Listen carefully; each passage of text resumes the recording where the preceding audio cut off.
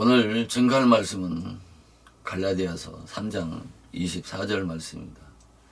갈라디아 3장 24절 말씀을 봉독해 드리겠습니다. 이같이 율법이 우리를 그리스도께로 인도하는 모학 선생이 되어 우리로 하여금 믿음으로 말미암아 의롭다함을 얻게 하려 함이니라. 아멘. 오늘 이 시간은 왜 죄인이 거듭나지 못한 죄인이 죄와 피터지게 싸워야 하는지에 대해서와 또 율법이 우리를 어떻게 그리스도 앞으로 인도하고 나오도록 하는지에 대해서 오늘 본문 말씀을 통해서 상고해 보는 시간을 갖도록 하겠습니다. 율법은 인간 세상에서 죄만 짓고 살던 그런 완악하고 또 회개할 줄 모르는 그런 강팍한 자의 그런 죽은 양심을 일깨우고 회복시켜서 그리스도를 간절히 사모하고 찾게 만드는 것이 율법의 본질적 사명이고 인간에게 율법을 먼저 주신 목적이고 또 기능이라고 하는 것이죠. 그래서 인간이 율법 아래서 그 물세례 아래서 먼저 회개한 양심이 죄를 깨닫게 되면 그 회복된 그 양심이 그리스도를 간절히 사모하는 그 심령 속에 바로 성령을 보내어 주신다라고 하는 것이죠. 그래서 인간은 거듭나기 전에 먼저 1차적으로 율법 아래서 율법의 그 후견인과 청지기 아래서 모든 것을 다 해본 후에 율법으로는 결단코 의롭게 될 수 없는 구원이 필요한 죄인이라고 하는 것을 깨달은 자에게 바로 그리스도 안에 있는 진리의 복음으로 거듭나서 하나님의 자녀가 되어지는 것입니다. 그래서 잠언서 우리가 27장 17절을 보면은 14절을 보면은 선을 간절히 구하는 자에게 구하는 자가 은총을 얻으려니와 악을 더듬어 찾는 자에게는 악이 임하리라 이렇게 말씀을 하셨습니다. 선을 간절히 구하는 자, 선을 간절히 구한다라고 하는 것은 무엇을 의미할까요? 선을 간절히 구하는 자에게 하나님의 그 구원의 은총이 임한다라고 말씀을 하신 이 선을 간절히 구한다라고 하는 것은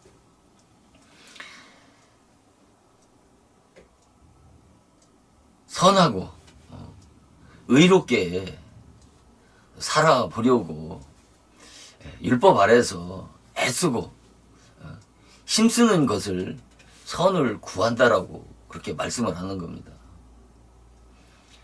그런 자에게 선을 찾고 그러니까 그 절대자 하나님 그 예수 그리스도를 간절히 찾고 사모하는 자에게 그리스도의 구원의 은총이 주어진다라고 하는 것이죠. 그러면 그런 문장대로만 문자적으로 본다라면은 그러면은 율법의 행위로 또 율법의 그런 노력으로 율법의 열심을 구해야 그러면 구원의 은혜가 임한다는 말씀이 아닙니까? 그런 것이 아니고 선을 간절히 찾고 또 의롭고 거룩하게 살아보려고 애쓰고 힘써 보지만 결국은 거듭나지 못하는 인간은 그 율법의 한계에 봉착하게 되고 그로 인해서 인간은 그 율법의 그 절대성을 체험하게 됨으로 인해서 결국은 그리스도를 구원의 주인 그 메시아를 그때서 비로소 찾게 되기 때문에 바로 이 거듭나지 못한 인간에게 선을 행하라고 말씀하시는 것이죠. 그래서 그 말씀대로 살아보려고 몸부림 쳐봐야 쳐보는 자라야 그런 자에게 바로 구원의 은혜가 임한다라고 말씀하시는 것을 선을 간절히 구하는 자에게 은총을 얻으리라고 이렇게 말씀을 하신 것이고 악을 더듬어 찾는 자에게 악이 임한다고 하는 말은 교회 나와서 하나님의 말씀대로 철저하게 순종해 보려고 하는 그런 노력과 열심을 행하지 않는 자는 결국은 악이 임한다는 것이죠. 이 말은 바로 율법 아래서 율법의 요구대로 애쓰고 힘쓰는 그런 죄와 피 터지게 싸우지 않는 자는 어떤 율법의 한계와 절대성을 깨달을 수 없기 때문에 결국은 그리스도를 간절히 사모하고 갈망하는 그런 마음을 가질 수 없기 때문에 그런 자에게는 하나님의 구원의 은총이 임하지 않는다라고 하는 것을 임하지 않고 그런 자는 결국은 구원 밖에 버림받는 멸망받는 자로 나타나는 것을 악을 더듬어 찾는 자에게는 악이 임한다고 이렇게 말씀을 하신 겁니다. 그리고 잠언서 8장 17절에도 바로 나를 사랑하는 자가 나의 사랑을 입을 것이고 나를 간절히 찾는 자가 나를 만나리라고 이렇게 말씀을 하신 이 잠언서 8장 17절에도 어떻게 거듭나지 못한 인간이 하나님을 사랑할 수 있습니까? 그러면 얼마나 좋겠습니까? 거듭나지 못한 인간은 하나님을 사랑할 수 없는 것입니다. 자기에게 조금만 해를 입히고 말 한마디 서운한 소리 해도 그것을 소화하지 못하고 듣지 못해서 원수같이 정죄하고 판단하는 그런 인간이 어떻게 절대자 하나님을 사랑할 수가 있겠습니까? 거듭나지 못하면 그리스도의 그 사랑의 본체신 그 생명이 그리스도의 생명이 하나님의 생명이 우리 안에 오시기 전까지는 하나님을 사랑한다라고 하는 것은 명분이고 문이고 외식인 것입니다. 사랑할 수가 없는 것입니다. 그래서 사랑하라고 하시잖아요. 나를 사랑하는 자가 사랑을 입을 것이라고 그러지 않습니까? 이 말씀은 나를 사랑하라고 하는 것은 바로 하나님의 말씀이고 계명이잖아요. 그리고 또 이게 율법이란 말입니다. 그러면 우리가 구약에서 사랑하라고 하는 것과 신약에서 사랑하라고 하는 것은 차이가 있는 것입니다. 구약은 무조건 사랑하라는 겁니다.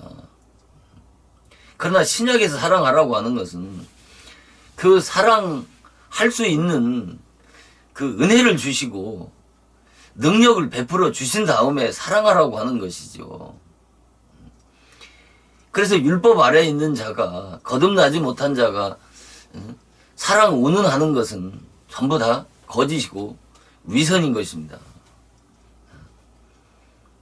그래서 하나님의 그 사랑을 참으로 깨달은 자가 사랑할 수 있는 것이고, 그 사랑의 본체이신 예수 그리스도가 우리 안에 오셨을 때 참으로 사랑할 수 있는 것이기 때문에, 바로 먼저 사랑하라고 하는 것은, 거듭나지 못한 자에게 사랑하라고 하는 것은 그 말씀에 순종해서 그 말씀대로, 그 계명의 요구대로 철저하게 살아보려고 애쓰고 힘쓰면서 자기 안에 있는 그 죄와 피 터지게 싸우는 자, 죄를 짓지 않으려고 애쓰고 힘쓰는 자가 결국 율법 신앙의 끝자락에 이르게 되면은 결국 자기 자신에 대해서 좌절하고 절망하기 때문에 결국 이런 자를 하나님이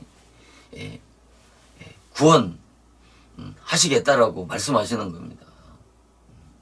그래서 율법의 끝자락에는 바로 두 종류의 신자로, 두 종류의 형태로 나누어지는 것입니다. 예식과 절망이라고 하는. 사두개인 바리새인들과 같은 자들은 율법을 지킬 수 없다라고 알면서도 외식하는 자들이고, 또 한 무리는 그 율법은 지킬 수 없는 절망이라고 하는 것을 깨달은 이런 자에게 하나님의 구원의 은총이 임하는 것입니다. 그래서 로마서 2장 7절에 보면 참고 선을 행하여 영광과 존귀와 썩지 아니함을 구하는 자에게 영생을 주시고, 또 오직 당을 지어 진리를 쫓지 아니하고 불의를 쫓는 자에게는 노와 분으로 갚으리라, 이렇게 말씀하셨습니다. 이런 구절도 아주 난제 중에 난제고, 또 이런 말씀이 율법을 모르면 도저히 해석되지 않는 그런 구절들의 말씀들입니다. 그러니까 이게 율법적인 설교예요. 잠언서 27장 14절에 선을 간절히 구하는 자에게 은총을 임하니까 선을 행하라고 그런단 말입니다. 선을 행해야 되지 않느냐고. 하나님 말씀이 선을 행하라고 그랬으니까 선을 행해야 되지 않느냐라고 그렇게 설교할 거 아니에요. 그 나를 사랑하라. 나를 사랑하면 사랑이 임할 것이라고 그러지 않습니까? 이게 율법이라니까요. 그럼 교회 나오는 자들에게 그럼 이렇게 설교할 수밖에 없잖아요. 나를 사랑하라. 하나님을 사랑해야 된다라고. 그럼 열심히 사랑하려고 교회에도 나오게 되는 것이고, 교회에서 충성 봉사도 하고 헌신도 하고 온갖 그런 율법적인 행위로 하나님을 기쁘게 해드리려고 하는 거 아니겠습니까? 이게 먼저는 그 율법적 그런 그 의지적인 행위로 계명을 지켜보려고 하는 것입니다. 처음에는 그렇게 신앙생활을 출발하는 거예요. 이런 신앙생활의 출발을 막는 것이 뭐냐면 율법 신앙이 필요 없다라고 하는 겁니다. 이런 자에게는 하나님의 사랑도 임하지 않고 구원의 은총도 임할 수가 없다니까요. 교회 나오자마자 영적 지도시켜서 구원받았다라고 가르치고 배우는 그런 자에게는 아무런 기독교에 희망도 소망도 없다니까요. 이것만큼 얼마나 중요한 말씀이 어디 있습니까? 기독교의 구원의 원리를 명확하게 분별하고 깨닫지 못하면은 내가 믿는 자라고 하지만은 결국은 전부 다 율법 아래 갇혀 있다니까요. 믿음이 오기 전에 율법 아래 매인바 되고 계시의 믿음의 때까지 다 갇혀 있는 겁니다. 먼저는 누구든지 다 갇혀 있다니까요. 세상 사람들이 갇혀 있는 것이 아니고 교회 안에 들어오면 율법 아래 먼저 들어가게 돼 있는 거예요. 그래서 이 땅에서 율법의 종들이 많은 거예요. 복음의 종들은 소수고. 그런데 율법의 종은 하나도 없고 전부 다 복음의 종이잖아요. 이게 얼마나 웃기는 거냐고요.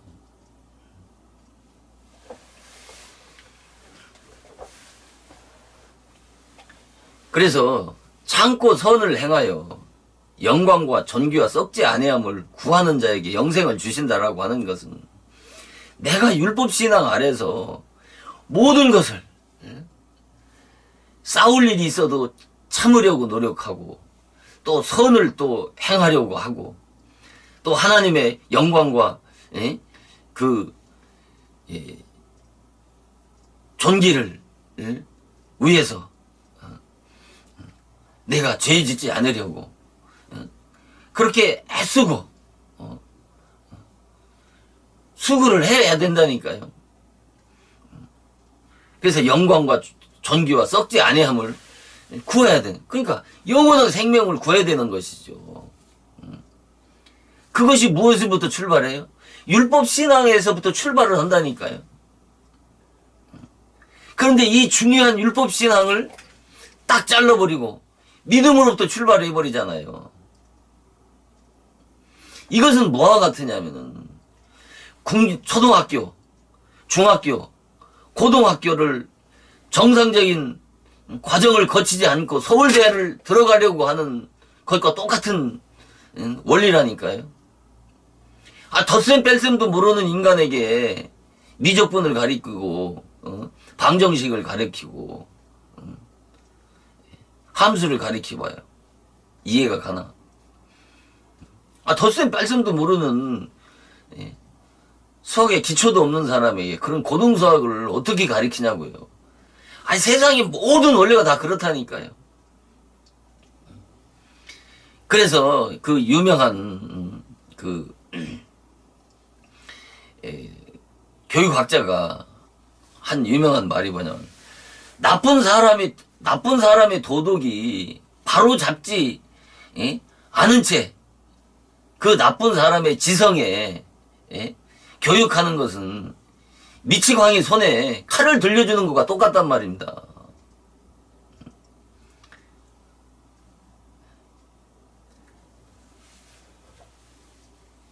그 연쇄살인범과 같은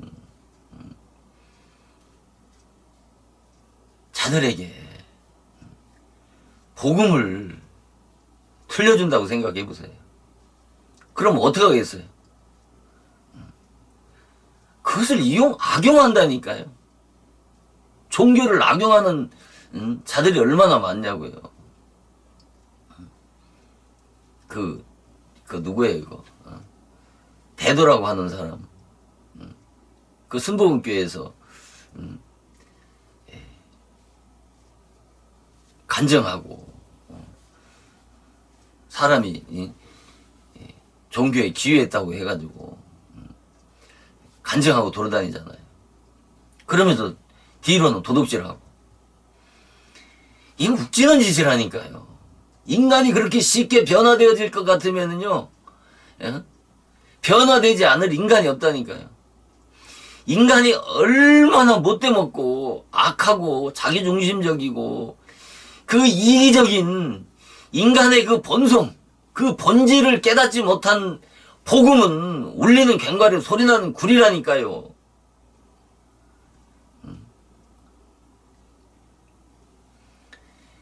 왜 교회가 존재합니까? 세상에서는 이런 높은 표준의 율법을 가리킬 만한 곳이 없어요. 그러니까 지도자는 양무리들에게 죄에 대해서 철저하게 엄하게 다스려야 된다니까요. 교회가 이 같은 역할을 감당하지 못하면 교회는 친목 단체만도 못하다니까요.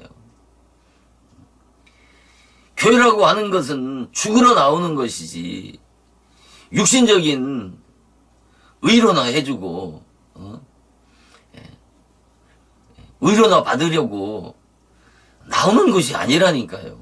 교회는.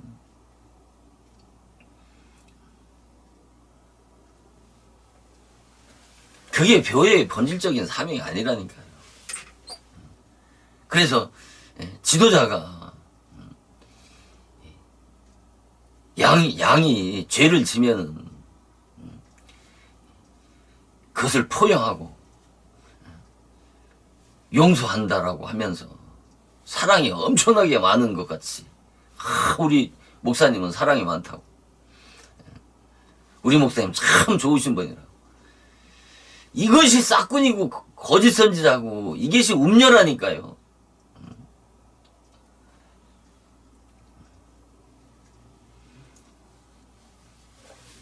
양무리가 교회를 나갈까봐 책망에 설교 한마디 못하는 이거는 짓지 못하는 벙어리 개라니까요. 이걸 보고 몰각한 목자라고 이사야서는 말씀하고 있지 않습니까? 율법의 종이라고 하는 것이 율법의 종은 없잖아요. 다 복음의 종이잖아요. 제가 율법의 종이라고 한마디 했다가 맞아 죽는 줄 알았다니까요. 율법의 사명자가 얼마나 귀한지 아십니까? 구약의 선지자들이나 세례요한 같은 자들이 율법의 종이잖아요. 그들이 어떻게 했습니까? 사두개인 바리새인들을 향해서 독사의 자식들이라고 그러지 않습니까? 실제 독사의 자식들이란 말입니다. 사두개인 바리새인들은. 율법 아래에 있는 자들은 전부 다 뭐예요? 뱀의 자식들이라니까요. 그러니까 교회 안에는 두 무리밖에 없는 거예요. 사단의 자식이냐, 뱀의 자식이냐, 아니면 하나님의 자녀냐. 두 종류밖에 없다니까요. 율법 아래에 있느냐, 복음 아래에 있느냐. 두 종류밖에 없다니까요. 두 종류의 신자밖에 없다니까요. 육체를 따라 난 자냐, 성령을 따라 난 자냐. 두 종류의 신자밖에 없다니까. 두 종류의 종밖에 없고 두 종류의 교회밖에 없는 것입니다. 이것은 창세기부터 계시록까지 이어지는 것입니다. 가인과 아벨이라고 하는 두 종류의 교회가, 두 종류의 신자가 계속 이어져 가는 겁니다. 이것을 분별해야 되는 거예요. 내가 어느 반열에 있느냐는 것이. 율법의 종의 사명이 얼마나 귀한데요. 율법의 종은 무슨 저주받은 자같이 여기는데 그게 아니라니까요. 율법의 종인데 율법의 종의 반열에서 율법의 종의 그 사명을 감당한다는 게 쉬운 게 아니라니까요. 율법의 종, 하나님이 인정하는 율법의 종만 돼도 놀라운 축복이에요.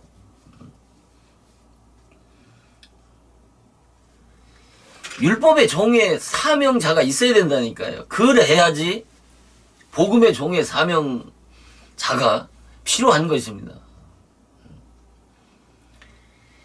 만약에 율법의 종의 사명자의 손에서 구원이 끝난다라고 그러면은 이스라엘 백성들을 모세가 가나안까지 인도했겠죠. 그런데 바톤이 여호수아에게 옮겨지지 않습니까?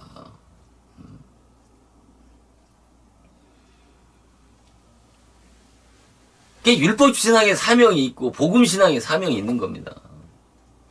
그러니까 율법의 종은 율법의 사명자는 진리가 없는 것입니다. 복음의 진리가 없다니까요. 그러니까 그 메시지를 들어보면 이 사람이 율법의 종인지 복음의 종인지를 분별할 수 있어야 된다니까요.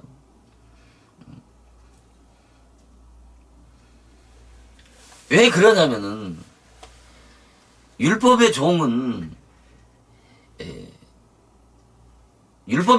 생명이 없는 겁니다. 모세에게는 생명이 없다니까요. 율법은 죄인을 정죄하고 심판해서 해결케 하는 사명이기 때문에 생명이 없는 거예요. 복음의 종만이 생명을 받아가지고 그 생명을 받은 종의 입을 통해서 복음이 증거되어질 때 그 진리를 통해서 성령이 역사해가지고 거듭나게 하는 것입니다. 그러니까 율법의 종은 종의 영의 역사를 통해서 이루어지는 역사고, 복음의 종은 바로 진리의 성령, 또 다른 보혜사를 통해서 역사하는 영이란 말입니다. 그러니까 종의 영은 피조물의 영을 말하는 것이고, 또 다른 진리의 성령, 보혜사는 창조주 자신의 영을 말씀하는 겁니다. 그러니까 창조주 영만이 참 생명이 있는 거예요. 그러니까 선악을 알게 하는 나무는 생명나무의 그림자인 것처럼 종의 영은 그 아들의 영, 또 다른 진리의 성령의 그림자라니까요. 그래서 로마서 8장 15절에 바로 두려워하는 종의 영을 받고 양자의 영을 받고 아바지라 부르짖는다고 그렇게 말씀하시지 않습니까? 그 양자의 영과 종의 영은 전혀 다른 겁니다. 종의 영은 피조물의 영이고 양자의 영은 또 다른 진리의 성령 보혜사예요. 그러니까 창조주의 영이라니까요. 근데 이것을 전부 짬뽕해가지고 구분이 되지 않지 않습니까? 그래서 성경에 귀신의 영도 푸념하고 하나님의 영도 푸념하고 성령도 다 푸념하로다. 다 그 헬라의 원어에는 다 같은 푸념하로 다 썼다니까, 구분 없이. 그러니까 혼돈을 하는 거예요. 그러나 또 다른 진리의 성령 보혜사만 다른 성령이란 말입니다. 다른 성령. 보혜사라는 게 파라크레토스란 말입니다. 파라크레토스.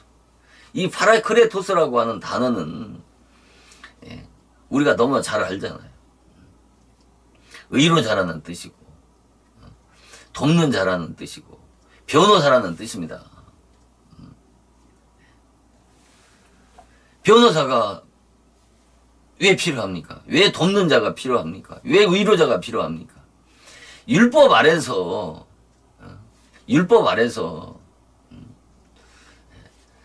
그 율법을 통해서 정죄와 심판을 받고 심령이 갈기갈기 찢어지고 그 상처받은 영혼을 치료하고 의로하고 돕는 분이 바로 또 다른 진리의 성령 보혜사를 말하는 겁니다. 이 성령이 바로 대속의 성령이고 구속의 성령이라고 하는 겁니다. 예수님이 제자들에게 예루살렘 성을 떠나지 말고 성령을 기다리라고 그러지 않습니까? 그리고 예수님이 부활 승천하셔서 40일 후에 다시 오시지 않습니까? 다시 보내주시마 약속하신 그 대속의 성령이 또 다른 진리의 성령 보혜사를 말씀하는 겁니다. 그 성령을 마가 다락방에서 사도들에게 주어진 성령이란 말입니다. 그 성령을 받고 사도들이 거듭나서 일생을 복음을 위해서 정진 충성하다가 전부 다 11사도가 전부 다 순교한 것 아닙니까? 그 또 다른 진리의 성령 보혜사를 통해서 거듭나야 바로 하나님의 자녀가 되는 것이고 아들이 되어지는 것입니다.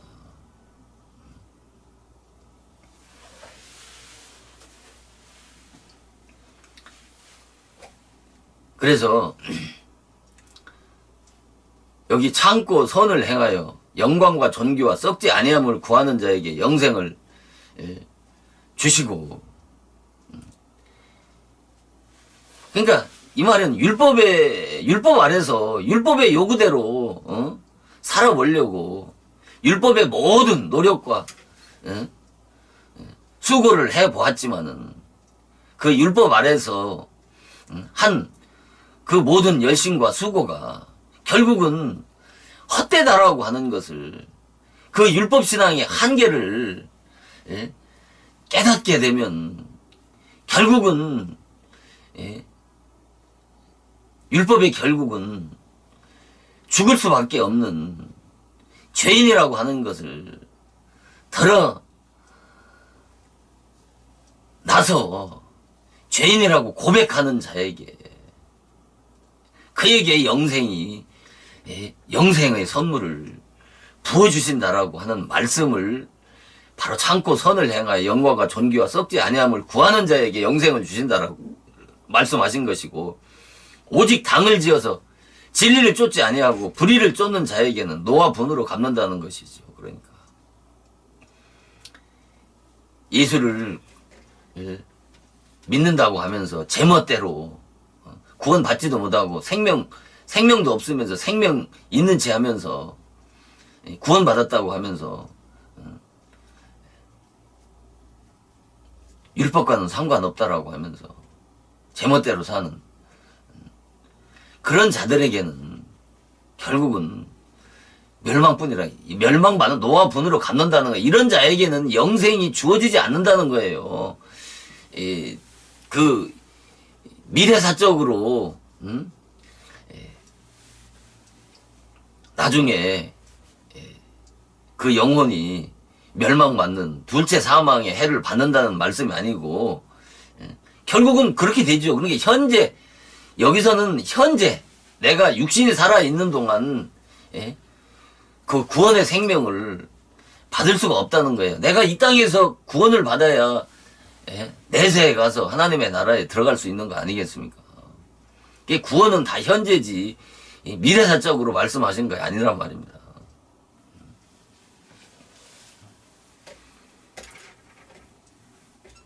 그래서 율법 아래서 이 죄를 짓는 것을 당연하게 생각하고, 또 율법 아래서 또 머물르기를 좋아하고, 이런 자들에게는 율법에 대해서 절대 죽을 수가 없는 거죠. 죽질 않는 것입니다.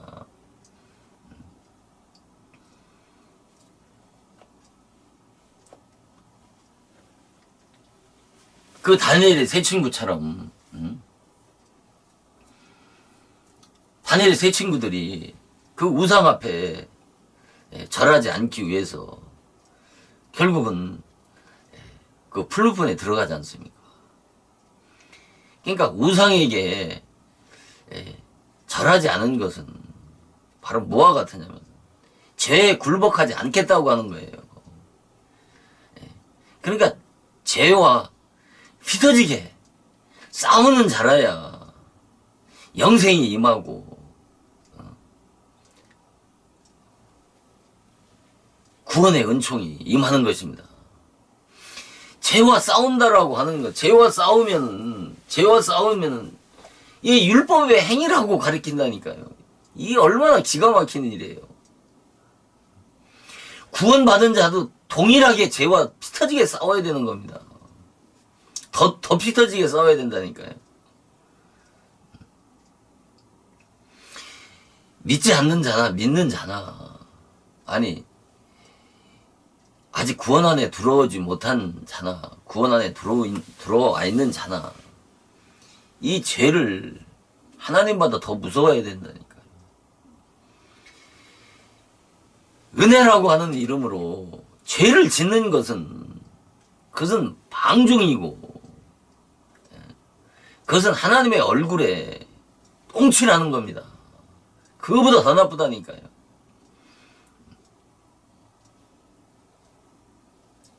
아니, 하나님이, 창조주 하나님이, 아니, 독생자 예수 그리스도를 왜 보내주셨어요?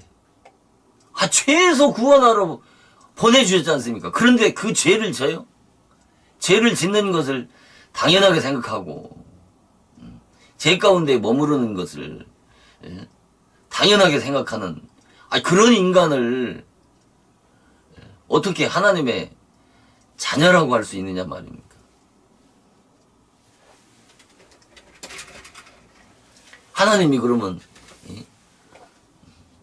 인간을 죄를 짓도록 조장하기 위해서 하나님을 이 땅에 보내셔서 인간을 구원하신 겁니까? 그 말도 되지 않잖아요. 양무리들이 조그만한 죄도 짓지 못하도록 이 지도자는 철저하게 감시 감독하면서 철저하게 가리키고 또 배워야 하는 겁니다. 지도자가 죄를 짓는다라고 하는 것은 이것처럼 큰 재앙이 없다니까요. 어떻게 지도자가 죄를 지면서 양무리들에게 도대체 무엇을 가르치겠다는 거예요? 그것은 직분 맡은 목사가, 지도자가 양무리를 위해서 철저하게 희생하기보다는 그 직분을 이용해서 자기 육신에 욕심을 채우는 자라니까요. 그래서 그 직분을 어떤 그 이익의 도구로 이용하는 것만큼 악한 것이 없는 것입니다. 그래서 사도 바울이 빌립보 교회를 향해서 그러지 않습니까? 내가 너희에게 여러 번 말하였거니와 내가 눈물을 흘리면서 다시 말하노니 십자가의 원소로 행하는 자가 너무 많다는 거예요. 그러면 저들의 신은 배라고 그러지 않습니까? 저들의 신은 배라고. 배를 하나님으로 삼는다는 것이죠. 그러면서 부끄러움을 영광으로 삼고 땅의 일만 생각하고, 저들의 마침은 뭐라고 그래요? 멸망이라고 그러지 않습니까? 그런 자들에게서 떠나라는 거래요. 그런 자들에게서 떠나라고 사도 바울은 말하지 않습니까?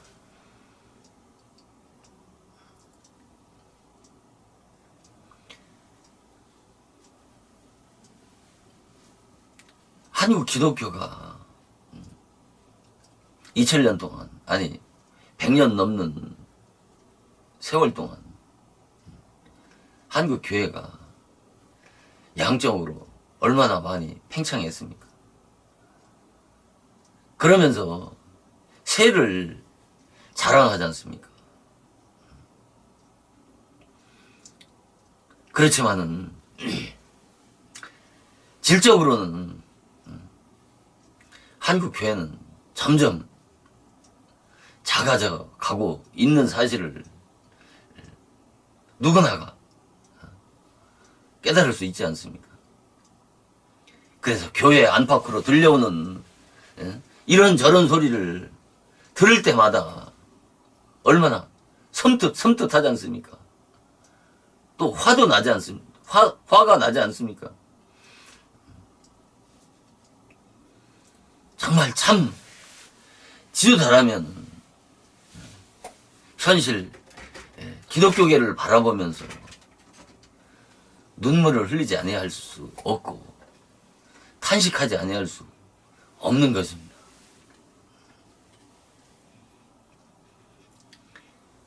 교회들이 교회가 해야 할 그 본질적인 사명에는 관심이 없고 그 비본질적인 것들에 생명을 내걸고 있다니까요.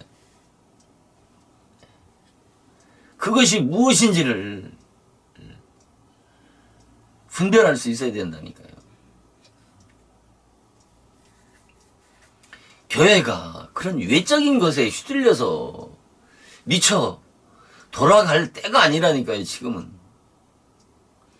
기독교는 영혼 구원하는 일을 해야 하는 것이지, 그런 외적인 것들에 시간을 낭비할 시간이 없다니까요.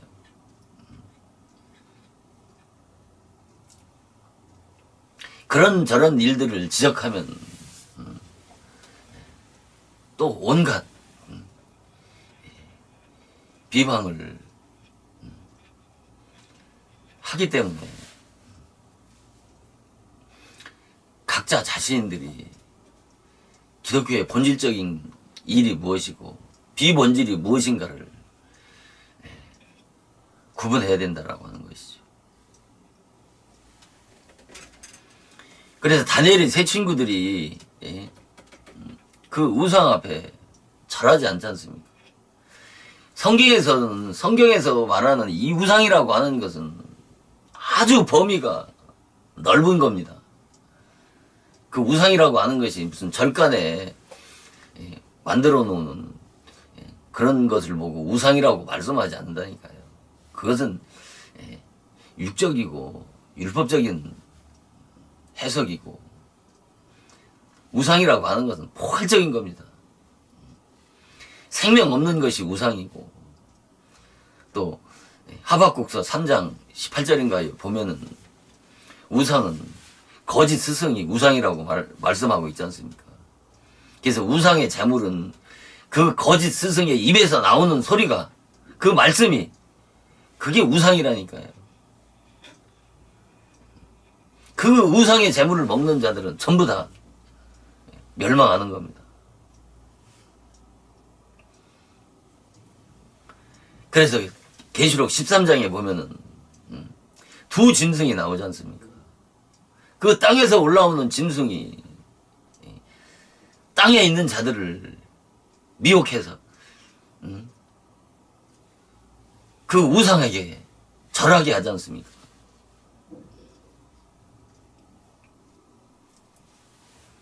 그 우상을 알아야 된다니까요. 그 우상에게 절하지 않는 자들은 전부 다 죽인다고 그렇게 말씀하지 않습니까? 그 우상에게 절하고 666의 표를 받는 자들이 어떤 자라고 말씀합니까? 13장에서. 어린 양의 생명책에 농명되지 못한 자들이 전부 다 뭐예요? 그 우상에게 절하고 그 666의 표를 받는 거예요. 어린 양의 생명책에 농명되지 못했다는 게 뭐예요? 그 어린 양의 생명책은 뭐와 같으냐면 바로 족보와 같다니까요. 족보에 올랐다는 것은 생명책에 농명되어졌다는 거예요. 그 생명책에 농명되어진 자들은 물과 성령으로 거듭난 자들을 생명책에 농명되어졌다는 거예요. 그러니까 그런 자들이 바로 성경에서 그 족보에 오른 자들은 다 뭐예요? 물과 성령으로 거듭난 자들이 그 생명책에, 그 족보에 기록이 되는 겁니다. 오르는 겁니다.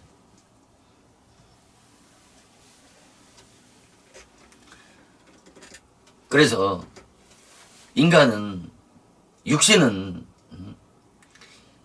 연약하기 때문에 죄를 지을 수밖에 없다라고 하는 이런 안일한 정신을 가지고 신앙생활을 하는 자들에게는 절대 구원의 선물이 주어지질 않는다니까요. 왜요? 그 율법을 통해서 죄를 깨달을 수 없기 때문에 그런 거예요. 죄를 깨달아야 회개할 수 있는 것이고, 회개해야 내가 어떤 죄인인지를 깨달을 수 있기 때문에 그런 것이죠. 죄인인지를 모르는 자에게 어떻게 구원의 선물이 주어지느냐고요. 예수님이 이 땅에 오신 것은 의인을 구원하러 오신 것이 아니고 죄인을 구원하러 오셨다고 그러지 않습니까? 오늘날 이 죄인이라고 하는 것은 믿지 않는 이방인들은 죄인이고 교회 안에 들어와 있는 자들은 의인이라고 그러지 않습니까? 아이고, 이방인들이 무슨 자기가 어떤 죄인인지를 어떻게 알아요? 윤리 도덕적인 기준에서 죄인이라고 하는 것이고, 기독교 안에서 죄인이라고 하는 것은 기독교의 그 높은 율법의 표준의 그 기준에서 죄인이라고 하는 것하고 하늘과 땅인 것입니다. 뉘우침 정도의 수준을 가지고 죄인이라고 성경에서 말하는 죄인은 그런 차원이 아니라니까요. 죄의 수준이, 죄인의 수준이. 그래서 죄와 피터지게 싸워야 율법 아래서 성장과 자람이 있는 것입니다. 율법 아래서 성장하고 자라야 된다니까요. 왜 자라야 됩니까? 내가 율법 아래에서 도덕성이 성장을 해야 내가 율법에 의와 그 진리의 높은 표준을 내 마음이 그 높은 표준을 지향하게 되기 때문에 그런 것입니다.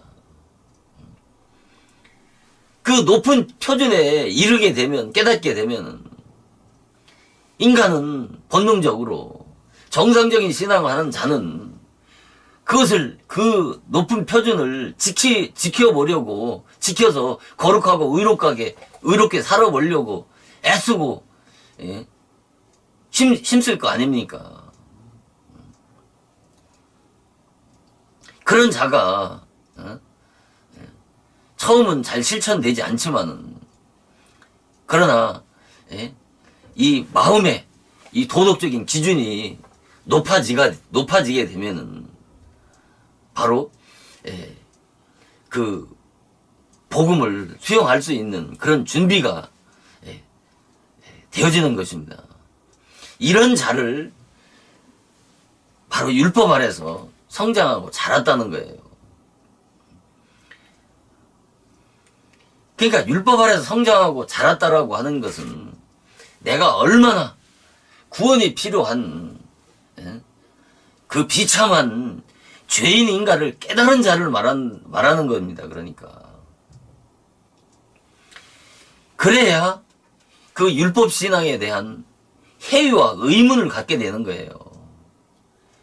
율법 신앙에 대해서 의문과 회의를 가져야 그때서 인간은 그리스도께 눈을 돌린다니까요.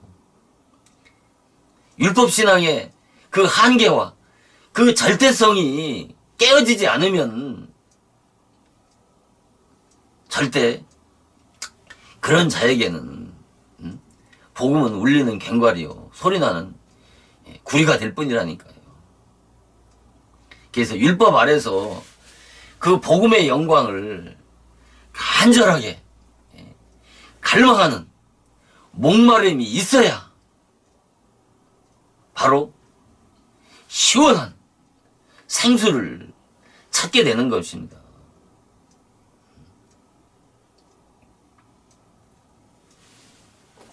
우리가 그 수가산 여인이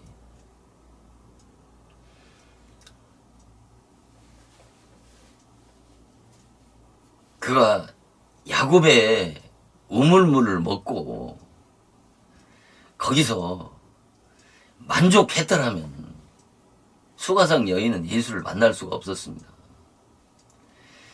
야곱의 우물물을 먹고 거기서 만족하지 못하고 그 목마름이 있었기 때문에 그가 예수를 만날 수가 있었던 것입니다. 이 야곱의 우물물은 바로 역사적으로는 구약 교회를 상징하지만 신약의 구속사적인 입장에서 보면은 율법 교회를 상징하는 겁니다. 그 율법 교회에서 먹는 그 율법의 그 말씀이 채워지지 않고 그 만족함을 느껴야 그 영생수, 시원한 생명수를 찾게 되지. 그냥 율법신앙 아래서 만족하고 자족하는 그런 자는 복음신앙으로 신앙의 전환을 절대 이룰 수가 없다니까요. 그러니까 내 문둥이와 같은 영적 상태가 되어야 신앙의 전환을 이룰 수가 있는 것입니다. 우리가 내 문둥이는 그 사마리아 성에서 갖다주는 음식을 먹고 사는 자들이었지 않습니까?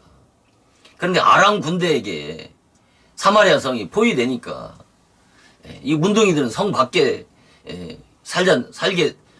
사니까 먹을 것이 갖다주지 않으니까 굶어 죽게 되지 않습니까? 굶어 죽게 되니까 어떻게 해요?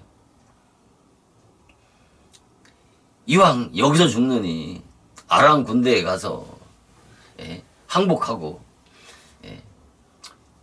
죽으면 죽고 또 살려주면 살리라고 하는 그런 2판 4판의 그런 결단을 했을 때 그들이 아람 진영에 넘어갔을 때 하나님께서 많은 그 불병거 소리와 많은 군대의 발광고 소리를 듣게 해가지고 그 아람 군대가 그냥 다 도망가게 만들지 않습니까? 거기에 보니까 그냥 금은 보아가 먹을 것이 그냥 많아가지고 그들이 살지 않습니까? 이것은 영적으로 구속사적인 진리를 말씀하는 겁니다.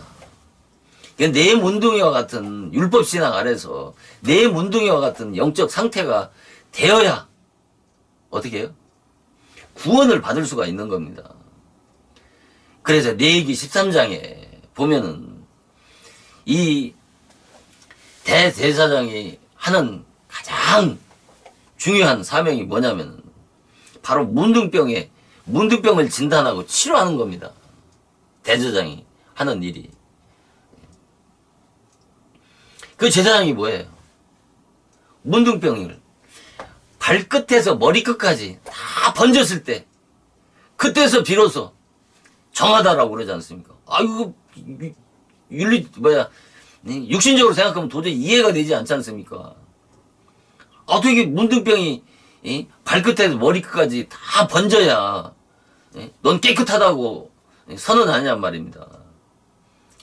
이것은 뭐냐면 바로 발끝에서 머리끝까지 성한 곳이 없는 문둥병과 같은 죄인이라고 하는 것을 내가 깨달았을 때 제가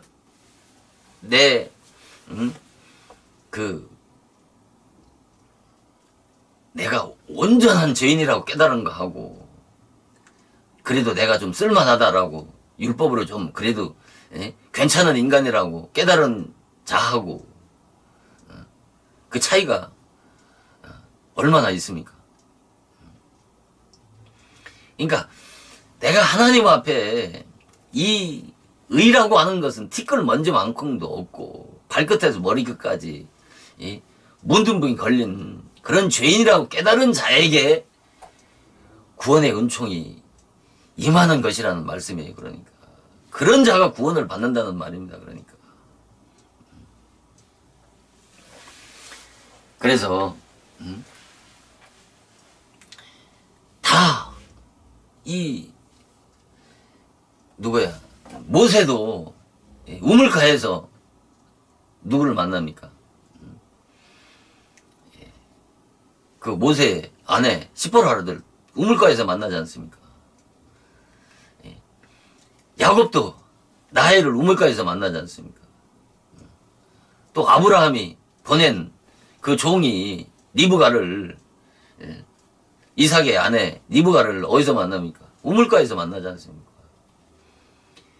왜 이방 지역인 그 우물가에서 신부를 찾고 만나느냐 말입니다. 이게 비밀이라니까요. 곰팽이가 매매가 되기 위해서는 땅속에서 6, 7년을 머문다라고 하지 않습니까? 그래서 한 일주일 살려고 7년을 땅속에서 머무는 것을 보세요. 우리가 똥뚝간에 구더기가 그 똥뚝간에서 그 더러운 곳에서 나와야 바로 파리가 되는 겁니다.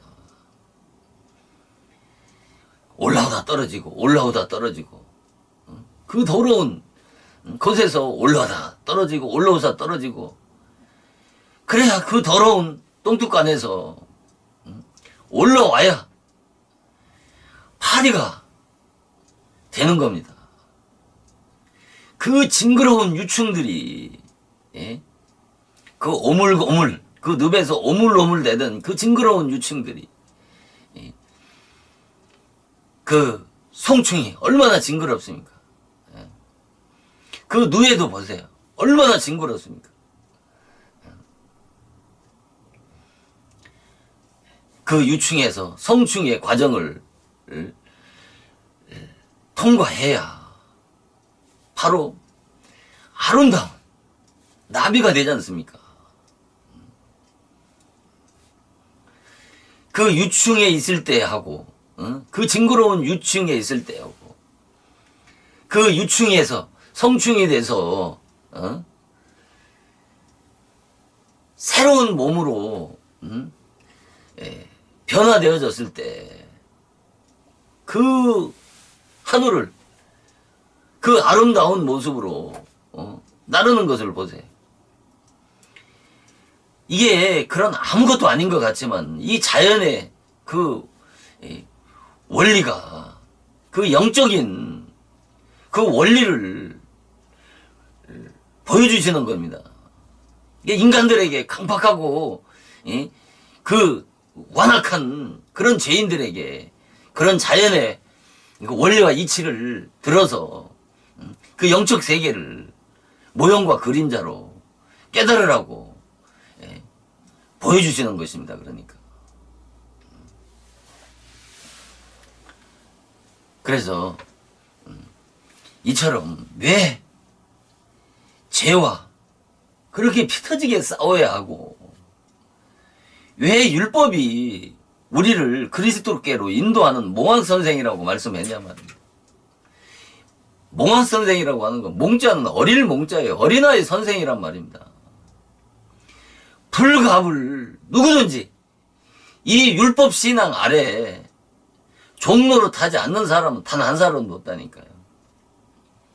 믿음이 오기 전에는 믿음으로 거듭나기 전에는 성령으로 거듭나기 전에는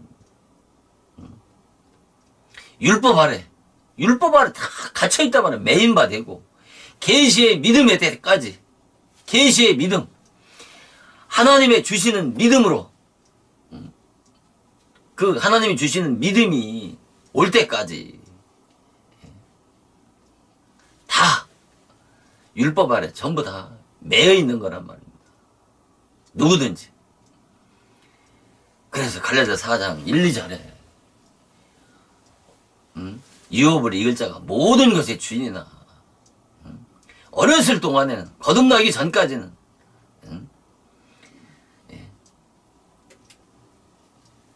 다 종이라고 그랬단 말이에요. 종은 아직 물과 성령을 거듭나지 못한 자가 종이에요. 종은 누구에게 손에 몽학선생 아래 있단 말입니다. 율법 아래 있단 말입니다. 율법의 종들한테 있다니까요. 후견인과 청지기 아래서 하나님의 정한 때까지 후견인과 청지기 아래서 종노릇 한단 말입니다. 어느 때까지요? 율법을 통해서 죄를 깨닫고 복음을 수용할 수 있는 준비되어질 때까지, 그때까지 율법 아래서, 율법의 종 아래서, 후견인과 청지기 아래서 전부 다 종노릇 하고 있는 겁니다. 그러니까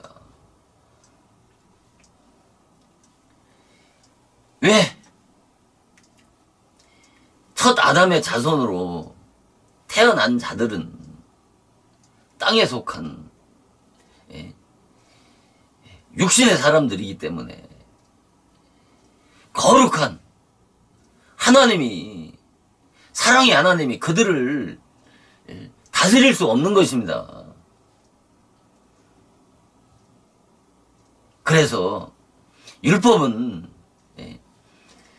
그 옛사람의 정과 욕심을 십자가에 못 박아 죽을 때까지 바로 율법이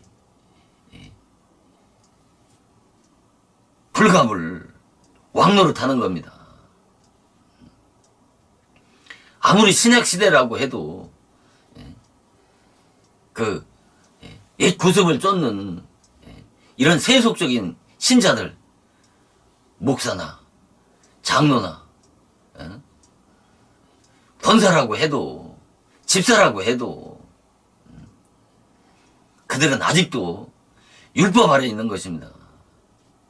그 옛 구습을 십자가에 못 박아 죽을 때까지는. 이러니까 기독교의 구원이 어렵다는 것입니다. 이 말씀을 들으면, 이런 말씀을 들으면 기독교의 구원이 쉽다라고 하는 것이 얼마나 위선적인 거짓이라고 하는 것을 깨달을 수가 있는 것입니다. 왜 이런 말씀은 안 듣느냐는 말입니다. 왜 이런 말씀은 들으려 하지 않지 않습니까? 가장 어려운 주제가 바로 이 주제입니다. 이 말씀은 정말 하나님의 택한 자녀야라야 들을 수 있고, 율법 아래서 정말 복음을 받을 수 있도록, 수용할 수 있도록 준비되어진 자. 아까 잠언서 27장 14절에 선을 간절히 찾는 자에게 하나님의 은총을 얻으려니와. 이런 자, 나를 사랑하는 자가 나의 사랑을 입을 것이고, 참고 선을 향하여 영광과 존귀와 썩지함을 구하는 자에게 영생을 주신다라고 하는 이 말씀에 해당되는 자라야, 이런 말씀에 순종하고 자기 안에 죄와 비터지게 싸우는 자라야, 이런 자에게 하나님의 은혜가, 하나님의 사랑을 입을 수 있다니까요.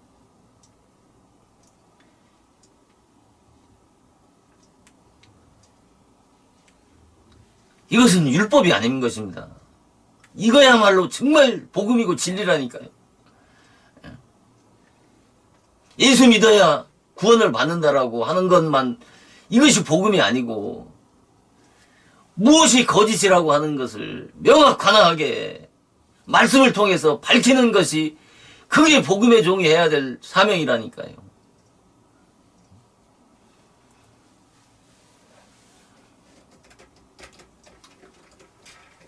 오늘은 여기까지 말씀을 전하고 다음 시간에 계속 이어서 말씀을 드리기로 하겠습니다.